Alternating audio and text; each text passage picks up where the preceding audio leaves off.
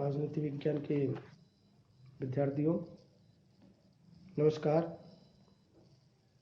British संविधान part 2 में आप सभी का स्वागत है, अभिनंदन है। मित्रों, इससे पहले की वीडियो में मैंने ब्रिटिश संविधान का जो विकास है उसके चरणों के संबंध में बताया था कि ब्रिटिश संविधान का विकास 6 चरणों में होता है, 6 कालों में होता है और हमने एंग्लो सैक्सन काल के संबंध में चर्चा की थी और बताया था कि इस काल में राजपद का प्रादुर्भाव होता है, राजा के पद का उदय होता है और एक बुद्धिजीवियों की सभा इस राजा के पद का चयन करती है। चयन करने के साथ साथ उस बुद्धिजीवियों की सभा को यह अधिकार भी होता है कि वह राजा को अपने पद से अपदस्थ भी कर दे। इसी के साथ राजपद पर सभी तरह के अंकुश और नियंत्रण लगाने का कार्य भी इस बुद्धिजीवियों की सभा को दिया गया और इससे विदित होता है, इससे जाना जाता है, समझा जाता है कि राजपद अब सीमित हो गया है। राजपद पर अब इस बुद्धिजीवियों की सभा का नियंत्रण हो गया है, अंकुश हो गया है। इसलिए कहा जा सकता है कि राजपद के प्रादुर्भाव के साथ साथ सीमित और वैधानिक राजतंत्र का उदय भी इस एंग्लो सैक्सन काल से ही हुआ है। मित्रों, इसी के साथ साथ मैंने यह भी बताया कि स्थानीय स्वशासन का सूत्रपात भी इसी एंग्लो सैक्सन काल से होता है। दूसरा जो काल है ब्रिटिश संविधान के विकास का, वह है नॉर्मल काल। और चूंकि सन 1066 में नॉर्मन देश के विलियम ऑफ नॉर्मंडी ने ब्रिटेन पर विजय प्राप्त कर नॉर्मन राज्य की स्थापना की। मित्रों, नॉर्मनों में एंग्लो सैक्सन काल की स्थानीय संस्थाओं को समाप्ति नहीं किया, अपितु इनमें आवश्यक परिवर्तन भी किया। विद्यार्थियों, जो स्थानीय स्वशासन की नींव एंग्लो सैक्सन काल में पड़ी, उस नींव को इस नॉर्मन काल में ध्वस्त कर दिया गया। और ध्वस्त ही नहीं, इसमें काफी परिवर्तन भी किया गया, जिससे केंद्रीय सरकार शक्तिशाली बन सके और चर्च को भी राज्य के नियंत्रण में लाया गया। देश भर में सामान्य कानून लागू किया गया। इससे इंग्लैंड में केंद्रीकृत शासन की स्थापना हुई। कहने का तात्पर्य यह है विद्यार्थियों, इस काल से सेंट्रलाइजेशन, केंद्रीकृत शासन व्यवस्था का उदय होता है। मित्रों,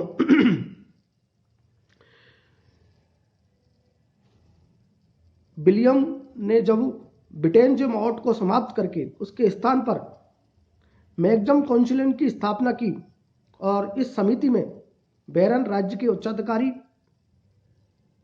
और बिशप, अबोट आदि होते थे और इस समिति का कार्य राजकीय मालगुजारी को एकत्रित करना और उसका हिसाब रखना होता था। मित्रों, इस समिति की बैठक वर्ष में 3 बार होती थी और विलियम ने एक लघु परिषद की भी स्थापना की, जिसे क्यूरिया रेजिस कहा जाता था। जब मैग्नम कॉन्सिलियम कार्यरत नहीं होती थी, तब क्यूरिया रेजिस का राजा को संचालन में सहायता पहुंचाने का कार्य होता था। मित्रों, धीरे धीरे कालांतरण में मैग्नम कॉन्सिलियम से ऐसा माना जाता है कि ब्रिटिश संसद का आविर्भाव होता है, उदय होता है, और क्यूरिया रेजिस से प्रिवी काउंसिल का उदय होता है, मंत्रिपरिषद का तथा मंत्रिमंडल का विकास माना जाता है, समझा जाता है। मित्रों, मैग्ना कार्टा ये क्या है? चूंकि हेनरी द्वितीय ने बड़ी कुशलतापूर्वक शासन किया, किंतु उसके अयोग्य उत्तराधिकारी रिचार्ड तथा जॉन की गलतियों ने क्रांति की ज्वाला भड़का दी थी। ये तो मालूम ही है। जॉन बड़ा निर्दयी शासक हुआ था ब्रिटेन के अंदर, जिससे उसके सहयोगी एवं उसके मित्र विरोधी हो गए, और बैरनों ने एक बहुत बड़ी मांग उसके सामने रखी, और उन मांगों की अस्वीकृति का अर्थ क्या था आपको मालूम है? गृह युद्ध।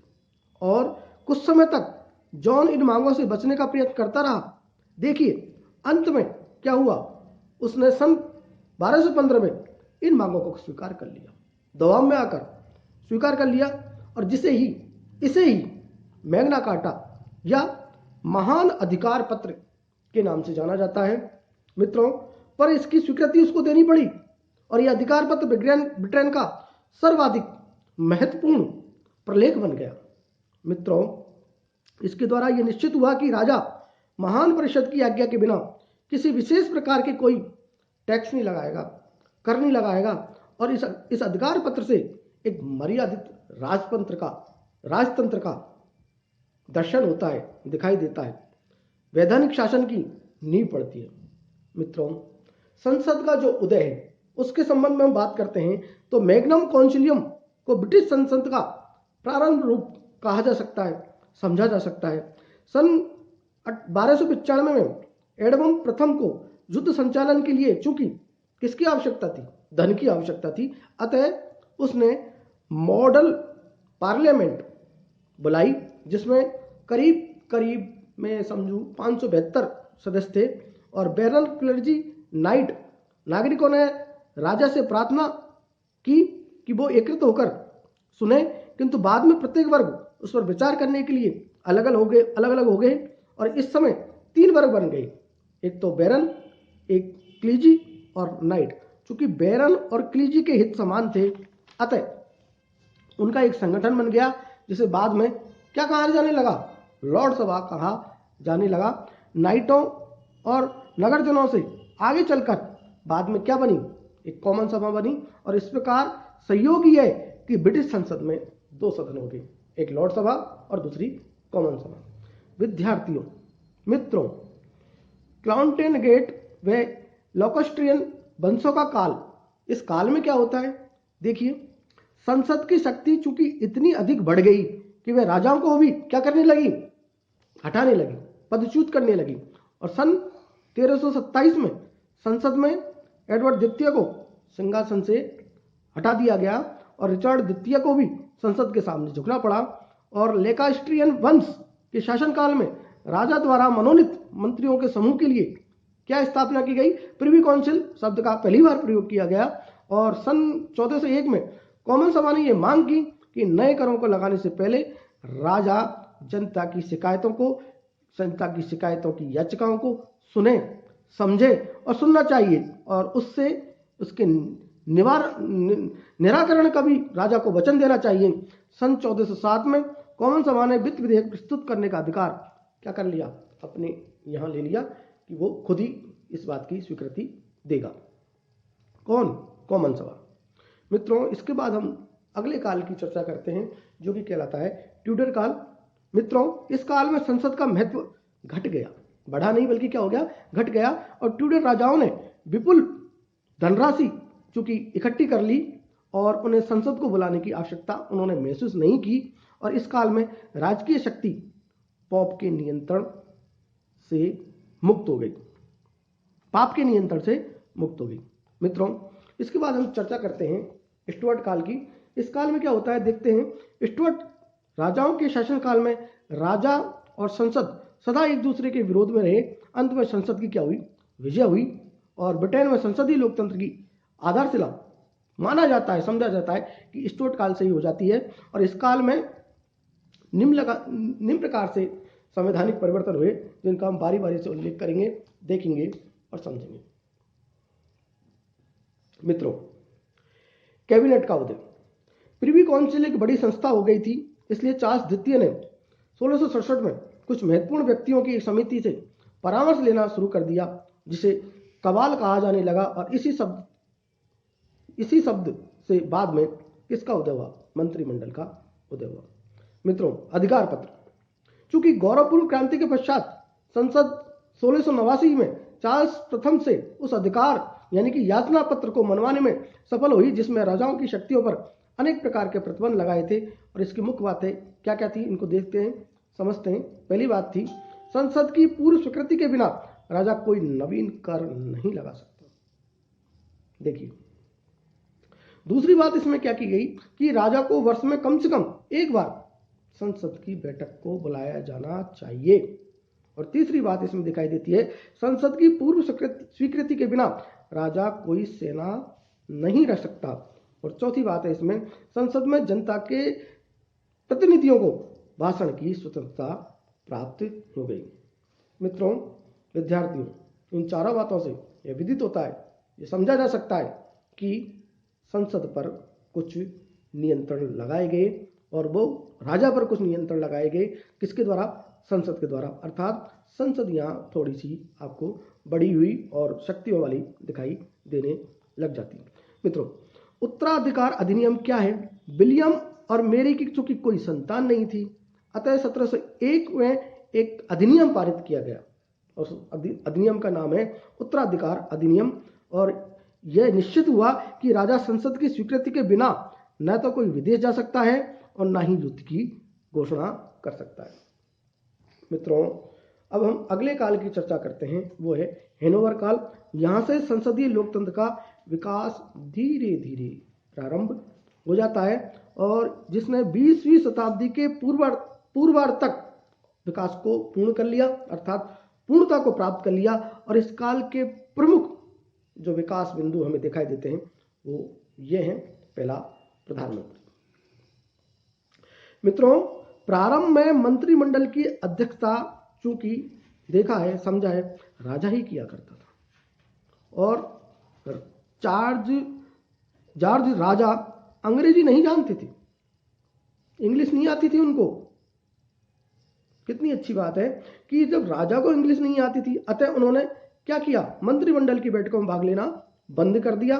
और जॉर्ज राजा ने विंग दल के प्रभावशाली नेता रॉबर्ट वॉलपोल को अपना मुख्य परामर्शदाता, सलाहकार नियुक्त किया और वही मंत्रिमंडल की बैठकों को अध्यक्षता करता था और बाद में यही प्रधानमंत्री कहा जाने लगा। कितनी रोचक बात है कि वहां के